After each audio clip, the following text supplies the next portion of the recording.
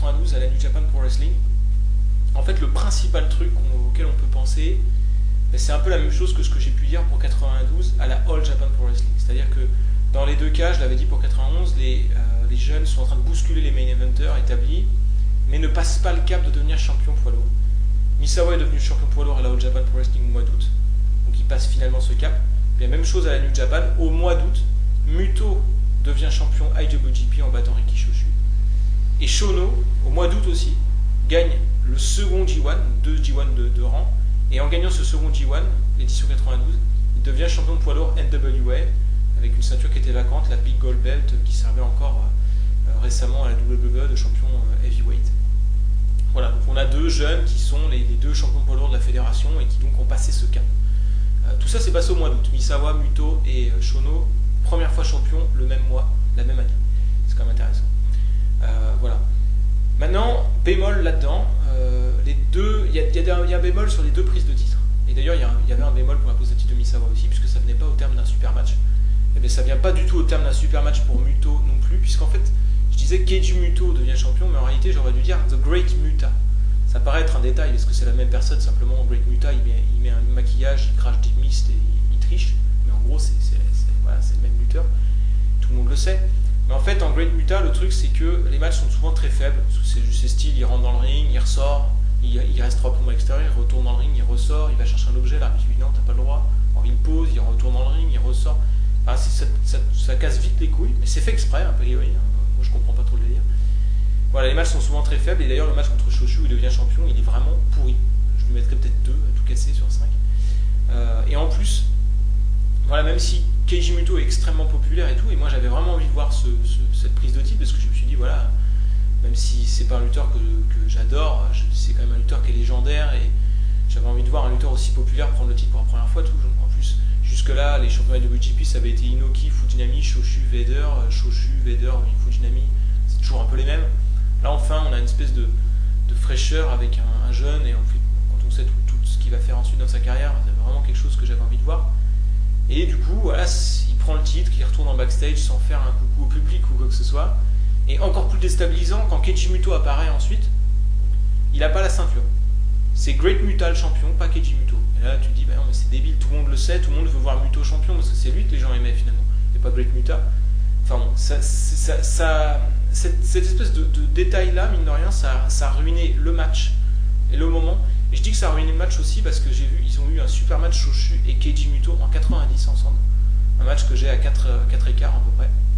Et donc je me dis qu'ils auraient pu avoir un super match en 92 sur le même registre. Avec ce changement de titre à la clé. Et ils nous ont mis Great Muta à la place. Et voilà, ça a fait un match, voilà, franchement, hyper mauvais pour un combat aussi important historiquement. Donc voilà, très dommage. Et d'ailleurs, la plupart des défenses de titre ensuite de Muta sont faibles. Et d'une manière générale, on ne voit pas beaucoup du tout Muta. On voit énormément Keiji Muto en tant que Keiji Muto et très peu Great Muta. Le bémol pour Masahiro Shono, bon, il est moindre. Parce que clairement, le moment où il devient champion, il y a de l'émotion, tout le roster vient dans le ring célébrer avec lui, le public est en effervescence, ça jette des coussins dans le ring, ouais, c'est la folie. Il y avait eu des hymnes, c'est en finale du G1 où c'était un japonais contre un américain, le finaliste de l'autre côté, c'est Rick Rude. Pendant les hymnes, on voit Shono qui a les larmes aux yeux et tout. Enfin, c'est vraiment, voilà, il y a de l'émotion, c'est un gros moment, on lui met la ceinture et tout, on sent que c'est un gros prestige. Ça, c'est réussi. La finale n'est pas spécialement mauvaise, même si je trouve pas que c'est un match forcément extraordinaire. Le bémol, c'est que ça vient au terme d'un G1 qui, à mon avis, j'ai pas vu tous les G1, au-delà, mais je pense que ça doit être un des G1 les plus faibles de l'histoire. Pour 2 raisons principales. Le format du G1 et les participants. Le format, parce que c'est un tournoi à élimination directe, donc comme un King of the Ring, et pas comme un G1. Pour moi, le G1, c'est des poules, et pour moi, le système de poules donne un poids et une crédibilité plus forte au vainqueur qu'un tournoi à élimination directe, où je trouve que quelque part, c'est un côté un peu plus anecdotique. Donc il y a ça déjà, ça enlève une partie du prestige. Mais ce qui enlève encore plus une partie du prestige, c'est qu'en 91, le G1, c'était G1 pour Great One. Et c'était vraiment les 8 meilleurs lutteurs in kayfabe de la New Japan. Là, on n'a ni les meilleurs lutteurs de la New Japan, et on a eu plein d'invités de la WCW, mais à part Rick Rude, sincèrement, les invités de la WCW, je les trouve un peu limite. Franchement, Terry Taylor, ça le fait pas. On n'a pas Sting, On n'a pas, je sais pas, Ron Simmons ou Scott Steiner ou Vader qui faisait à la fois office de main eventer à WCW et à la New Japan, ancien champion de la New Japan, il aurait dû être dedans. On a ni Choshu, le champion poids lourd à ce moment-là, on n'a pas Fujinami non plus. En plus, Azé se blesse, ça aide pas. Mais bref, voilà, ça perd un peu ce côté aussi Great One. Donc avec le format plus les participants, ça perd une partie de ce prestige-là. Et puis en plus, le fait d'avoir des lutteurs américains pas habitués aux produits japonais, affronter les lutteurs japonais pas habitués aux produits américains, ça fait des matchs qui n'ont pas toujours une alchimie terrible. La finale en est un bon exemple, où finalement Rick Rude est sur un registre qui fonctionne pas toujours très très bien au Japon, mais qui fonctionne beaucoup mieux aux États-Unis, et ça fait un match un peu bancal. Et il y en a eu plusieurs dans le tournoi. Et du coup, à l'arrivée, c'est un tournoi avec assez peu de très bons matchs. Et bon, il n'y a pas vraiment de grosse daube non plus, et on peut dire que ce soit vraiment mauvais, mais voilà, on n'a pas le prestige, on n'a pas la qualité de ce qu'on attend dans un G1, qui est quand même le plus grand événement de l'année, pas seulement pour la New Japan Pro Wrestling, mais en ce qui me concerne, pour tout le cadre japonais. Souvent, le G1, c'est vraiment, même dans les années creuses de la New Japan, un mois, ça se passe au mois d'août en général, sur 2 semaines, 3 semaines, vraiment chargé en bons matchs. Donc, ça, c'est le gros bémol. Bon. Enfin bon. Donc, on finit l'année avec Muta, champion poids lourd, IWGP, et Shono, champion poids lourd, NWA. Donc, on a 2 champions poids lourds dans la New Japan, ils vont unifier les ceintures rapidement. Alors, qu'est-ce qui s'est passé d'autre en 92 ? Ah oui, alors il y a eu 2 angles invasion, ou rivalité interpromotionnelle, c'est un peu comme vous voulez. Le premier angle invasion, n'est pas très connu. En fait, c'était des karatékas qui venaient défier des lutteurs de la New Japan Pro Wrestling. Et en gros, c'était karaté contre pro wrestling. Donc les karatékas étaient emmenés par Akitoshi Saito, qui va devenir un pro wrestler plutôt pas mal dans les années 2000, notamment à la Noah. À ce moment-là, c'est vraiment juste un karatéka. Et il va affronter en gros Shiro Koshinaka et Kuniaki Kobayashi, qui sont des anciens de la New Japan historique et qui en plus ont des capacités a priori un peu légitimes de soumission et tout ça. Et donc on est dans du strong style très poussé ou presque du shoot style quoi, dans ces combats-là. Et voilà, on sent qu'il y a beaucoup d'honneur et beaucoup d'intensité, ça fait beaucoup réagir le public, même si les matchs ne sont pas toujours terribles. Et puis ensuite, à cela va se greffer Masashi Aoyagi, qui est un karatéka mais lutteur à la New Japan depuis près de 2 ans, et qui du coup va finir par prendre parti pour les karatékas et tout ça. Et puis après on voit ils vont ramener une planche qui doit servir un peu de, comment on appelle ça, de présentation au petit écriteau dans leur club de karaté. Ils mettent en jeu, ils perdent, après on voit ils se rasent le crâne et tout. Enfin on sent qu'il y a comme ça vachement d'honneur et tout, et ça décuple un peu l'intensité du truc. Bon, après les karatékas sont tout le temps fait battre en fait, donc c'est un peu dommage. Ça n'a pas donné forcément des très très grands matchs, mais je trouvais que ça a amené une vibration un peu folle qui était assez intéressante. Le deuxième angle d'invasion, il est plus connu et certainement meilleur. C'était en fait l'invasion des lutteurs de la WAR, ou de la WAR, dites-le comme vous voulez, donc la nouvelle fédération que Ted Rue a créée sur les cendres de la Super World of Sports, qui a fermé. Il a donc créé une fédération où il était le patron cette fois-ci, et pour la faire connaître et pour remplir les salles et tout ça au départ, il a fait venir les lutteurs de la New Japan, créer cette rivalité-là. Alors au début c'était Koshinaka et Kengo Kimura, donc du mid-card de New Japan, même si c'est du lutteur quand même historique là-bas, contre des mid-carders de la WAR. Et puis bon, l'animosité est montée, Tenryu est venu aider ses poulains, ensuite on sent que ça monte, les lutteurs de la WAR sont venus à la New Japan à leur tour, donc là il y a plus gros public et tout. Puis dans le public vous avez des gens qui criaient absolument leur amour pour Tenryu et ce linéage plutôt côté Giant Baba All Japan, parce que mine de rien c'est cet héritage là. Et puis de l'autre vous avez les défenseurs de la New Japan, et chacun essaie de crier plus fort, et ça donne des ambiances assez hallucinantes, même dans des matchs de mid-card, donc c'est assez impressionnant. Et puis vous avez même Ultimo Dragon, qui était lutteur de la WAR, qui prend le titre de champion junior heavyweight en battant El Samurai. Donc, du coup on aura au Tokyo Dome tout au début de l'année 93 le Liger Ultimo Dragon, donc voilà un peu 2 icônes des junior heavyweight qui s'affrontent. Donc voilà, ils ont réussi à faire quelque chose de vraiment big avec ça, avec la qualité de match quand même un peu plus présente qu'avec la rivalité avec les karatékas, clairement. Donc ça c'est assez sympa. Après c'est une rivalité qui commence tout à la fin de l'année 92 et qui déborde sur 93, donc je vous en parlerai peut-être pour 93 dans quelques temps. Puis bon, sinon ce qu'on peut dire, ce qu'il y a à retenir, bon, j'ai noté que 92 c'est l'année où Vader quitte la New Japan pour de bon. Déjà à fin 91 il commençait à plus être là à temps plein. 92 c'est un peu la même chose, puisqu'il va devenir un lutteur absolument crucial à la WCW pour les années à venir. Donc voilà, ça c'est un truc important parce que c'est quand même une légende, un lutteur important de la New Japan et en plus un bon lutteur. Sinon on peut signaler que moi j'ai pas du tout aimé un truc à la fin de l'année à la New Japan, c'est la prise de titre par équipe d'une équipe composée de Kensuke Sasaki qui a fait un retour après avoir été blessé les 6 premiers mois où il a été vraiment excellent, il a inventé 2 moves, et oui, j'en reparlerai tout à l'heure, et il a vraiment été super. J'étais surpris de voir Sasaki aussi bon aussitôt. Et puis hop tac, ils vont le mettre en équipe avec Hawk des Legion of Doom Road Warriors, donc voilà, pour former une espèce de réplique en différent des Road Warriors, donc Sasaki et Hawk. Et personnellement moi je trouve que Hawk est un des lutteurs les plus pourris de l'histoire, hein, clairement. Voilà, donc, je le trouve imbuvable. Et en plus, ce qui le rend imbuvable, c'est qu'il a tendance à faire des gros no-sell et à faire des squash sur des mecs qui ne le méritent pas, sans lui prouver quoi que ce soit. Et donc c'est exactement ce qu'on a. C'est-à-dire qu'ils vont squasher 3-4 équipes de rang et prendre le titre par équipe et merci. Et ça ruine Sasaki qui avait un bon run, et ça ruine aussi le côté titre par équipe qui jusque-là était quand même détenu par des bonnes équipes comme Bam Bam Bigelow Vader, Aze Sasaki ou les Steiner Brothers qui ont été très bons tout au long de l'année. Ça finit quand même une année sur une touche pas terrible parce qu'on a Ultimo Dragon champion junior. Alors moi personnellement Ultimo Dragon à ce moment-là, jusque là je l'ai vu en 91-92, il a fait que de la merde. Alors je ne sais pas s'il va devenir un super lutteur ou pas plus tard, je sais qu'il a toute une renommée mais jusque là je le trouve très faible. Les titres par équipe sont détenus par une équipe donc très faible, vous l'aurez compris.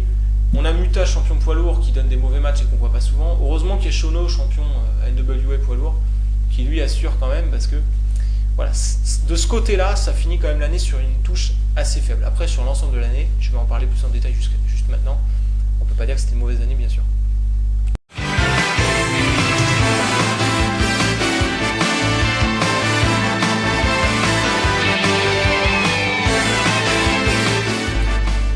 Alors, au niveau de ce que j'ai pu penser, d'abord de la saison dans un ensemble avant de rentrer dans les meilleurs lutteurs et tout ça. Je dirais que 92 par rapport à 91 par exemple, pour moi c'est kiff-kiff. Voilà, j'ai des choses à redire par exemple sur les choix des champions, des trucs comme ça, mais sur l'ensemble je peux pas dire que c'était une mauvaise saison, loin de là, et on a des très bons matchs et tout ça. Globalement c'était plutôt pas mal. En plus il y a des lutteurs qui ont progressé et tout ça, donc c'était plutôt cool. Moi j'ai pris beaucoup de plaisir à regarder ça. Maintenant c'est pas non plus une grosse tuerie, on sent que c'est une fédération qui a encore du mal à toper des très gros matchs. C'est un peu le contraire de la All Japan en fait. La All Japan a une facilité à avoir des très grands matchs, mais un roster un peu plus limité. Eux ils ont un très grand roster, mais parmi tous les bons lutteurs, il n'y en a aucun qui arrive à être assez excellent pour avoir des grands matchs facilement. C'est un peu bizarre. Voilà. Bon après c'est un produit qui est assez sympa à regarder sur la quantité. Au niveau des... Alors je vais commencer par ça.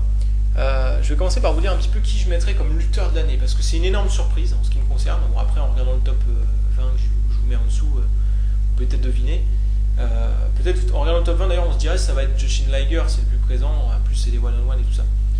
Je suis toujours un peu réticent à mettre un junior heavyweight lutteur de l'année, toute catégorie de poids confondue, à part s'il est vraiment archi au-dessus de tout le monde, parce que je trouve que chez les juniors c'est plus facile d'obtenir un match au moins bon sans plus ou quoi, et c'est voilà, s'il suffit qu'il y ait un bon selling après avec la vitesse et les move high fly et tout ça, on arrive à faire un truc qui a de la gueule. Alors qu'un poids lourd, pour avoir de la gueule, il est obligé d'aller chercher dans des trucs qui ont quelque part un peu plus de matière et de substance derrière, puisque au niveau move, ça ne sera jamais au niveau de folie et de fun d'un junior. Et donc, moi souvent, je préfère les matchs poids lourds quand ils sont vraiment réussis par rapport à un match junior quand il est réussi. Et du coup, j'ai tendance à donner plus de crédit quand les poids lourds réussissent. Et là, en l'occurrence, il y a 2 poids lourds qui sont sortis quand même du lot. Hiro Aze à nouveau. Donc ça avait été mon lutteur de l'année pour 91, et celui qui donc créait la grosse surprise en ce qui me concerne, Masahiro Shono, que je vais donc mettre lutteur de l'année. C'est une énorme surprise, parce que moi ce mec là j'en ai toujours entendu du mal, par les fans de Puro et tout ça, c'était le gars un peu imbuvable, tout le temps dans le main event, qui trustait alors qu'il avait pas de bon match, tout ça. Moi j'ai toujours entendu du mal de ce gars là, sans forcément comprendre pourquoi, et là du coup je suis très surpris, parce que moi personnellement je l'ai trouvé excellent cette année là. Alors peut-être qu'il va régresser ensuite, je vais peut-être découvrir ça en dame, enfin en tout cas pour 92 il n'y a pas de souci. En plus je trouve que c'est un des rares lutteurs qui arrive à bien intégrer une vraie logique dans ce qu'il fait dans ses matchs. C'est vraiment, il a une gimmick de grappleur technicien, et voilà, il essaie d'amener l'autre au sol, de le fatiguer ou de l'attaquer le bras, tout ça.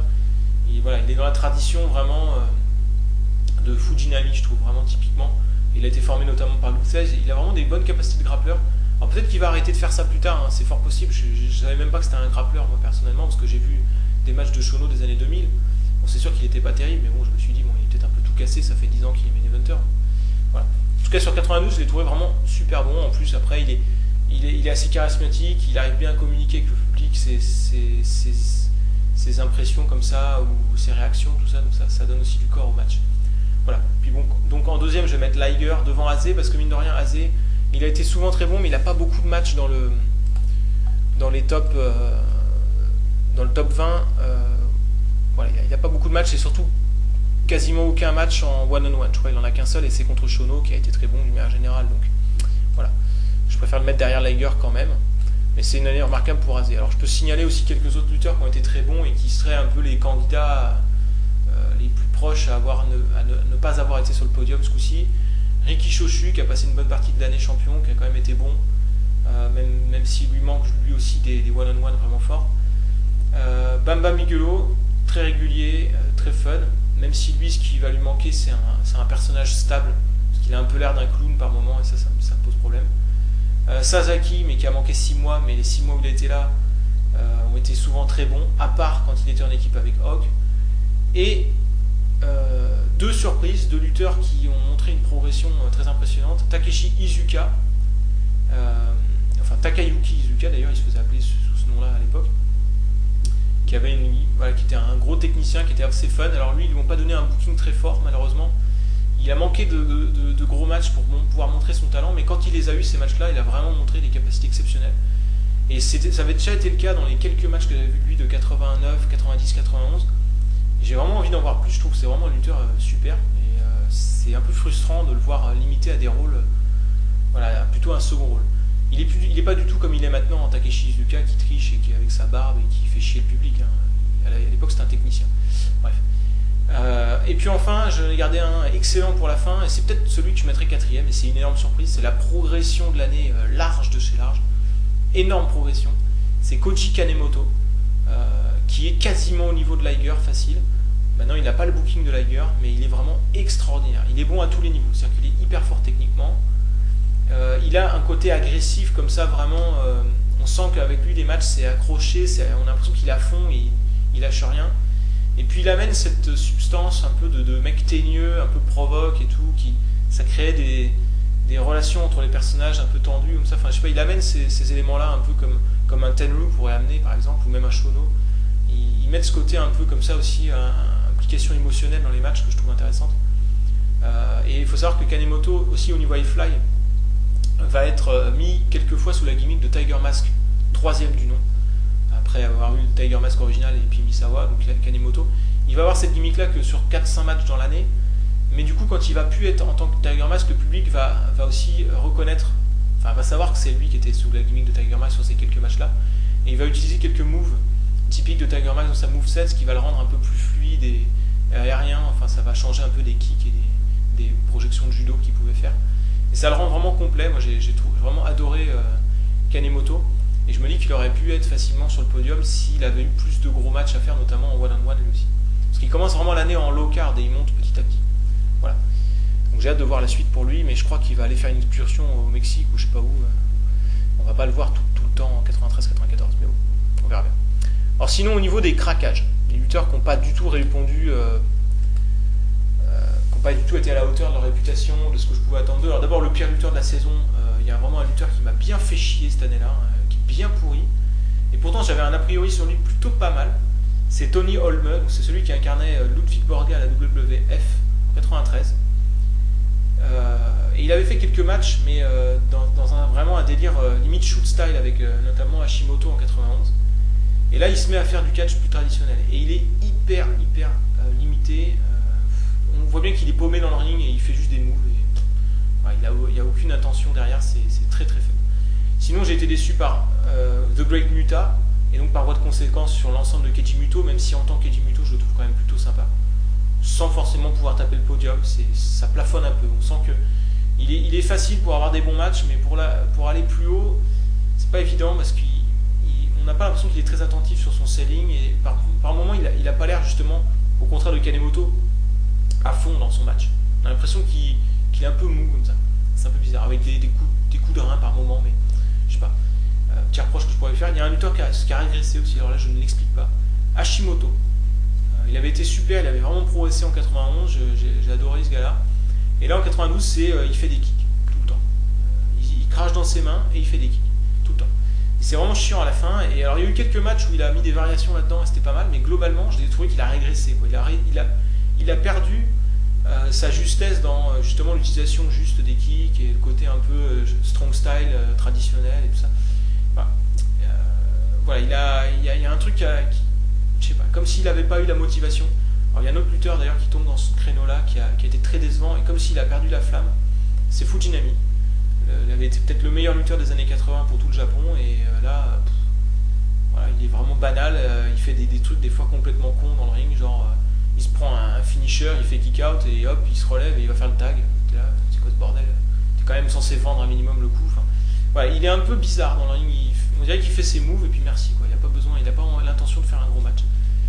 C'est une grosse déception. Je suis un peu dur avec lui parce que franchement, je l'ai adoré dans les années 80 et j'attends de lui quand même quelques grands matchs. Donc voilà. Sinon, on va peut-être parler un petit peu des rookies de l'année. Il n'y en a pas eu beaucoup.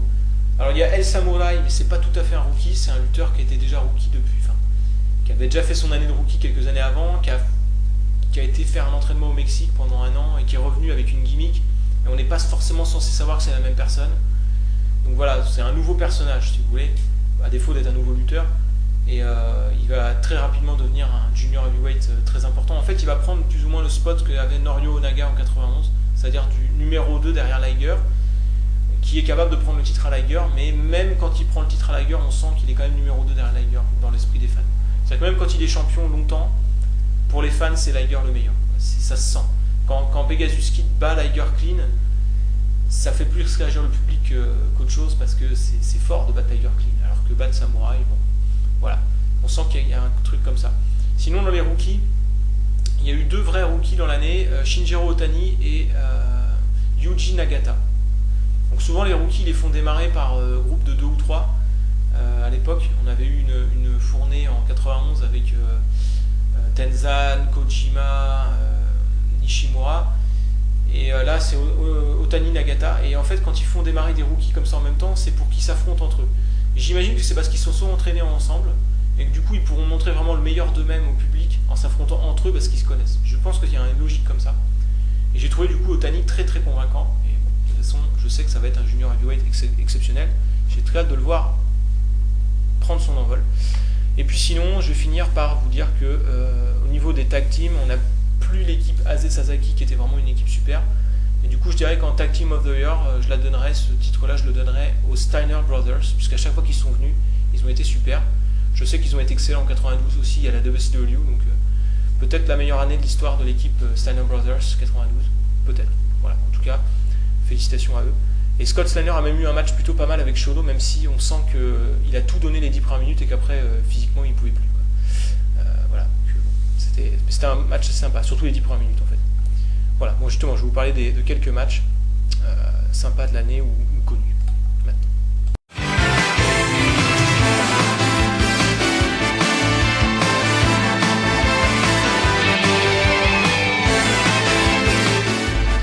Alors, je vais parler un peu des combats maintenant que j'ai pu mettre en dessous, que ce soit dans mon top 20 ou en mention honorable. Je ne vais pas forcément m'arrêter très longtemps sur les combats, mais c'est juste pour donner un peu plus de relief à une liste comme ça qui est un peu en bloc. Si vous n'arrivez pas à vous procurer certains combats, n'hésitez pas à me le demander. Donc je vais commencer par les moins bien classés, on va dire, donc les mentions honorables. Je vais commencer par Great Muta contre Hiroase du 14 décembre, qui est souvent mentionné parmi les meilleurs combats de l'année 92 par certaines personnes. En tout cas, il est resté connu. Je pense qu'il est resté connu parce que Great Muta, se fait un blade job assez violent dans ce combat-là, en fait, où il va saigner abondamment, très abondamment. Et ce qui est en plus intéressant, c'est qu'il va commencer le match avec un maquillage rouge sur son visage. Au fur et à mesure du match, son maquillage va partir. Et il va retrouver un visage peint en rouge, mais cette fois-ci avec son propre sang à la fin. Bon voilà, après il y a tous les défauts des matchs de Muta habituels, plus le fait que Aze lutte plutôt en mode brawler, alors que je pense que sa force, c'est plutôt le côté technical wrestler, grappler. Donc voilà, c'est un match qui je trouve pas si bon que ça, mais qui est connu, donc j'en parle. Un autre match très connu que je trouve pas si bon que ça, c'est la finale du G1, j'en ai parlé tout à l'heure. Vraiment, ce qui est fort, c'est plus ce qui se passe après, le côté important et tout, avec Shono qui devient champion et tout ça. Mais le déroulement du match est un peu limité, notamment à cause du clash de style US côté Rick Rude et Japon côté Masahiro Shono. Après, ça reste la finale du G1, donc je pense que ça peut être une bonne curiosité, ne serait-ce que pour voir toutes les finales de G1 et voir le premier titre pour Shono et toute cette effervescence après le match. Donc voilà. Un autre combat assez connu, notamment par les fans US, et donc vous allez en entendre parler pas mal sur les sites anglophones en ce qui concerne les meilleurs combats de la New Japan Pro Wrestling de 92. C'est le combat entre Great Muta et Sting contre Rick et Scott Steiner lors du show qui est plutôt plus ou moins l'équivalent du Wrestle Kingdom, c'est-à-dire le premier show de l'année, début janvier. Donc c'est un combat qui a été retransmis dans un pay-per-view avec la WCW, donc c'est pour ça qu'il est connu, d'autant qu'il implique pas mal de lutteurs importants de la WCW.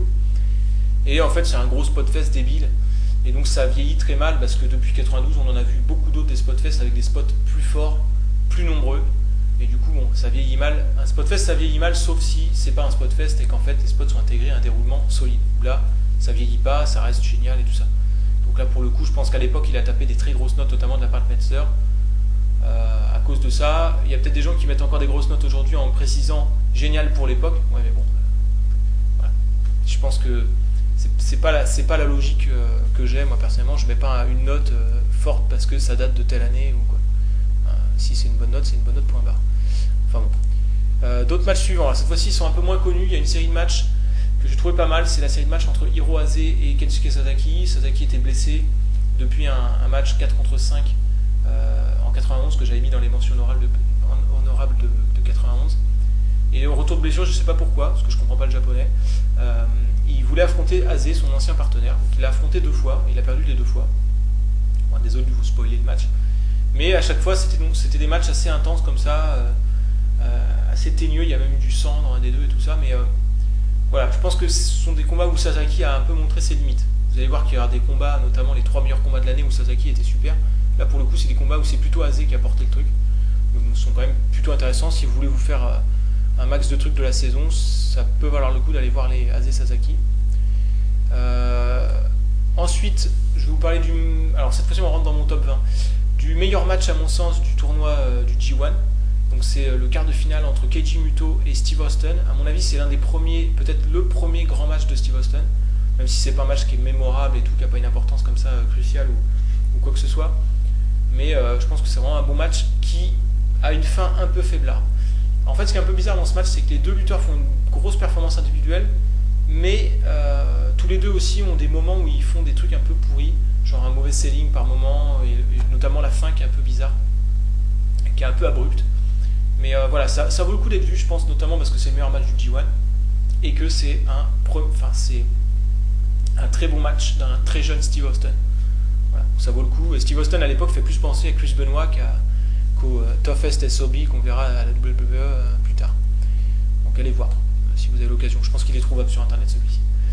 Ensuite, je vais vous parler un petit peu donc, du 17ème de mon classement, Kunyaki Kobayashi contre Akitoshi Saito. Ça s'intègre à la rivalité dont je vous ai parlé, karatéka contre lutteur japonais. Donc c'est du gros strong style, quasi shoot style avec le karaté contre le pro wrestling. Ça vaut pas mal sur l'intensité et le côté comme ça un peu foufou, avec un style très original et unique. Donc voilà, j'en parle là, ne serait-ce que pour illustrer ce que j'ai dit un peu plus tôt dans cette vidéo. Le 16ème de mon classement aussi, très intéressant, Tiger Mask incarné par Koji Kanimoto contre Pegasus Kid. Et ce combat-là, je trouve, c'est vraiment le revival, le tribute au Tiger Mask Dynamite Kid, la série qui a eu lieu entre 81 et 83 à la New Japan et un petit peu à la WWF aussi d'ailleurs, qui est resté légendaire. Et en fait, je vais vous dire, moi je pense que même ce match-là est un revival peut-être en mieux que les originaux, qui ont une cote un peu démesurée là encore parce que c'est l'époque, oui, machin, mais bon, ça reste des spotfest pour la plupart d'entre eux, sauf un. Alors bon, voilà, celui-ci est un peu spotfest, mais un peu moins que les originaux, donc je pense qu'il est un peu mieux que la plupart des Tiger Mask Dynamite Kid, mais beaucoup moins connu parce que noyé dans une époque où des combats de cette trempe, on en avait quand même pas mal. Enfin, ça reste un super combat avec une belle perte des 2, et puis ce côté tribute avec Pegasus Kid qui porte un peu le même accoutrement que Dynamite dans la plupart des combats d'époque et tout ça. Voilà. Alors, un autre combat de junior heavyweight, le numéro 15 de mon classement, dans la rivalité WAR contre New Japan. Donc Jushin Liger et Koji Kanemoto contre Ultimo Dragon et Masao Orihara. Et en fait, ce qui est intéressant, c'est que compte tenu de la rivalité, on s'attend à voir un gros match de Liger et Ultimo Dragon, et c'est ce qu'on attend le plus dans ce combat. Et finalement, ce qui va faire le match et ce qui va le rendre génial, c'est la performance de Koji Kanemoto et de Orihara, donc les deux petits du match. Puisqu'en fait, pour tout dire, Ultimo Dragon, il est minable dans ce combat, tant au niveau du selling qu'au niveau de la fluidité de ses moves et tout. Et d'ailleurs, je le trouvais absolument minable en 91 et 92 pour l'instant. J'ai pas compris pourquoi ce mec-là est devenu légendaire. Pour l'instant, il est vraiment mauvais. J'attends de voir. J'ai pas encore fini mon jugement parce que je sais qu'il a quand même une longue carrière. Mais sur ce que j'ai vu au Japon, à la Super World of Sports, WAR et New Japan, ça m'a pas convaincu du tout. Liger a fait un match potable et c'est surtout Kanemoto dans toute sa splendeur, vicieux, teigneux, stiff, intense, tout ça. Et Orihara qui se fait défoncer, qui prend un peu un rôle à la Kikuchi de la All Japan, c'est-à-dire le punching ball de service qui se fait torcher la gueule à longueur de temps. C'est assez sympa. Vraiment un match très cool. Et on peut voir dans ce combat tout ce que j'aime chez Kanemoto. Malheureusement, on voit aussi tout ce que j'aime pas chez Ultimo Dragon. Donc bon, voilà. Le 14e, c'est le combat qui serait sûrement cité Match of the Year si on faisait un sondage. C'est souvent le combat qui revient comme Match of the Year pour l'année 92, d'après ce que j'ai pu voir pour la New Japan Pro Wrestling. Donc c'est le combat entre Jushin Liger et El Samurai. C'est la finale du Top of the Super Junior, donc le tournoi des Junior Heavyweight. Bon, c'est vrai qu'il est très bon. Il y a le côté teigne comme ça qui s'arrache le masque et tout, le côté hate. Il y a un gros rythme, pas mal de big spots et tout ça. Maintenant, je trouve que le finish n'est pas hyper climatique et je trouve qu'il y a quelques transitions, notamment au début du match, qui sont assez faibles. Au début du match, vous avez Samurai qui est très agressif, qui réussit à placer quelques big moves, et Liger qui fait un comeback sur juste une frappe. Et là, Samurai qui en fait trop au niveau de son selling à ce moment-là dans la réaction. Enfin, voilà. Il y a des petits moments un peu plus faibles comme ça, certainement pour pouvoir intégrer un maximum de grosses pop dans le match. C'est un peu maladroit et ça fait un match peut-être un peu bancal, mais quand même très sympa et très connu, un peu en classique de l'année et même de la décennie pour la New Japan. Je pense qu'il serait signalé pas mal dans les meilleurs matchs de la décennie. 9e maintenant, je passe au match que j'ai 9e. Le meilleur match de la rivalité entre WAR et New Japan, donc entre Tenryu et Koshinaka. Ce que j'aime dans ce combat, c'est le côté un peu l'opposition de style ultime entre le strong style de Koshinaka et le King's Road dans l'esprit de Tenryu. Voilà, après, c'est pas un match qui marche tout le temps très bien, il y a des défauts, il y a des passages géniaux, des passages assez faibles. Koshinaka fait une performance vraiment forte, Tenryu beaucoup moins, ce qui est une surprise, parce que normalement Tenryu est meilleur que Koshinaka quand même, on va se le dire. Mais voilà, je pense que dans l'opposition de style un peu ultime comme ça, c'est un combat qui est assez bon, en plus il y a un très bon public. Donc voilà. Le meilleur combat de la rivalité WAR New Japan à ce point, juste pour 92, parce que j'ai pas encore vu 93. Je continue avec le match que j'ai mis numéro 7 entre Masahiro Shono et Hiro Ase, avec une perf individuelle énorme de Ase. Dommage que Shono n'ait pas été aussi bon que sur la majorité de ses gros matchs dans l'année 92. Peut-être peut être expliqué par le fait que Shono avait subi une blessure au cou par Steve Austin quelques semaines plus tôt. Enfin, je ne sais plus exactement quand. C'était un de ses premiers gros matchs depuis sa blessure. En tout cas, voilà, c'est la perf individuelle de Ase qui fait le match et pas tellement celle de Shono ici. Donc voilà, très fort. Shono à nouveau avec le 6e de mon classement, donc Shono contre Koshinaka, ça c'est une grosse surprise parce que c'est deux lutteurs qui sont pas trop cités parmi les meilleurs de tous les temps du tout par les fans de Puro d'après ce que je peux voir. C'est un combat qui est très bizarre, il y a beaucoup de haine et tout qui rentre en ligne de compte dans le match. Après le match, on a Kengo Kimura qui met une claque à Shono, on ne sait pas pourquoi, enfin, il y a beaucoup d'animosité comme ça dans ce match. Et puis le côté grappling est très bon, Koshinaka fait une très belle perf, et puis on a un moment assez hallucinant dans ce match. On a tous vu des à toi à moi de chops, de coups de coude, de coups de pied. Est-ce que vous avez déjà vu des à toi à moi de superplex de la 3e corde? Et ben vous en avez un dans ce match-là. C'est quand même quelque chose d'assez unique à voir. Donc, voilà. Moi j'ai vraiment embarqué sur ce combat-là, mais peut-être parce qu'il y a eu l'effet de surprise. J'avoue, il faudrait que je le revoie. Je sais pas. Ensuite, au numéro 4 de mon classement, donc pour moi le meilleur match des junior heavyweight de l'année, donc Jushin Liger contre Koji Kanemoto. Le vainqueur de ce combat-là obtenait le droit d'aller défier Ultimo Dragon pour le titre de Junior Heavyweight au Tokyo Dome au début de l'année de 93, au mois de janvier 93, dans l'équivalent du Wrestle Kingdom. Et donc voilà, on a Liger archi favori et Kanemoto, le petit qui était quand même dans le low card au début de l'année, hein, même s'il a monté dans l'année, c'est pas encore suffisant pour aller avoir l'air crédible face à Liger. Et ça, c'est transcrit dans le déroulement du match, ça peut être le problème du match. C'est-à-dire que Liger a l'air de vendre les coups et les assauts de Kanemoto, genre il est 3 divisions plus haut que Kanemoto. Mais je trouve quand même que Kanemoto est extraordinaire dans ce combat-là. Il a l'air vraiment teigneux, à fond, hyper stiff. Quand il arrive à s'en sortir, alors que Liger a l'air tellement fort, du coup ça tue. Quand il fait un move à l'extérieur du ring avec une prise de risque maximum, tu te dis qu'il a besoin de ça pour pouvoir exister dans le match. Donc du coup ça a de gros impacts. Vraiment, voilà, j'ai trouvé un match hyper stiff. D'autant plus pour l'époque d'ailleurs. C'était moins stiff globalement le catch japonais à l'époque que maintenant. Et voilà, grosse perf individuelle de Kanemoto en particulier. Et je trouvais un très très bon match. Pour un peu que vous n'ayez pas besoin d'avoir l'impression que le match est équilibré pour pouvoir kiffer un match. Je dirais que c'est le seul bémol. Le troisième nom de classement maintenant, le podium. Match entre les Stallion Brothers et Muto Sasaki. Pas mal de gars irréguliers qui se sont tous mis au diapason le même jour. Donc on voit le meilleur des 4 gars le même jour, notamment de Kensuke Sasaki qui est on fire sur ce combat. Tiens, voilà, j'ai ma lumière qui s'est éteinte toute seule, super. Voilà, donc un combat en plus, ça, très très accessible, très facile à regarder, je dirais. C'est pas du tout. Même si vous avez jamais regardé de catch japonais, vous pouvez kiffer ce match-là sans problème.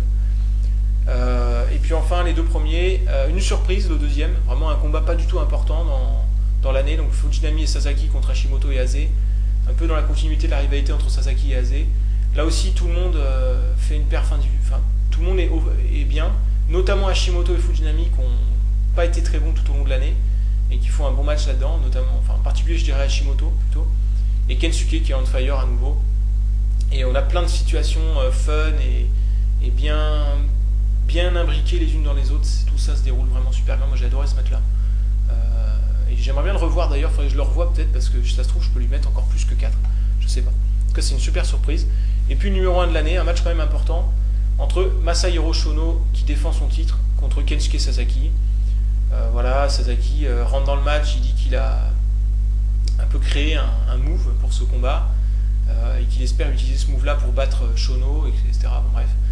Et Kensuke amène donc un nouveau move qu'il a inventé qui est une espèce de strangle hold qu'il va utiliser jusqu'à la fin de sa carrière, où il passe sa jambe derrière le cou de l'adversaire, enfin, sur la nuque, et il coince son pied ici, et après du coup il appuie sur la tête et ça bloque la respiration de l'autre, enfin, un truc comme ça. Et voilà, et ce qui est intéressant c'est qu'il l'utilise pour la première fois dans un gros match avec un grappleur en face. Et c'est un combat qui est très bien construit, qui est long, qui fait embarquer le public petit à petit. On a au début Shono et Sasaki qui se rentrent dans le tas comme ça, bourrin. Sasaki a le dessus, du coup Shono essaie d'y aller plus en mode grappling et tout ça. Sans grand succès, c'est assez équilibré. Finalement Sasaki arrive à placer un big move. De là il peut avancer quelques moves de plus, etc. Et Shono arrive à survivre et tout ça. Enfin, c'est vraiment un combat qui est bien construit là encore. Complètement dans la logique de ce que la New Japan voulait faire à l'époque, je pense, vraiment avec le côté technique qui permet d'accéder à des big moves, parce que sinon si tu essaies de le placer dès le départ tu peux te faire contrer. Enfin, voilà, c'est un combat assez fin, avec une fin qui n'est pas aussi réussie qu'elle devrait. Je pense qu'à partir du moment où Sasaki n'obtient pas le compte de 3 sur le gros near fall, on a l'impression que je ne sait pas trop quoi faire après. Et là il y a un moment un peu de bug avant que ça arrive au finish du match. Donc voilà, ça empêche la note de décoller vraiment dans une autre galaxie, mais ça reste un très très bon match. Voilà, je vais m'arrêter là. Je vais écouter vos réactions maintenant, la vidéo est assez longue, et puis je vous dis à la prochaine. Avec la prochaine vidéo, je pense que ça sera le top 10 et plus encore de Jumbo Tsuruta, une vidéo qui me tiendra beaucoup à cœur, je suis très pressé de la faire. Bref, j'attends vos commentaires et à la prochaine.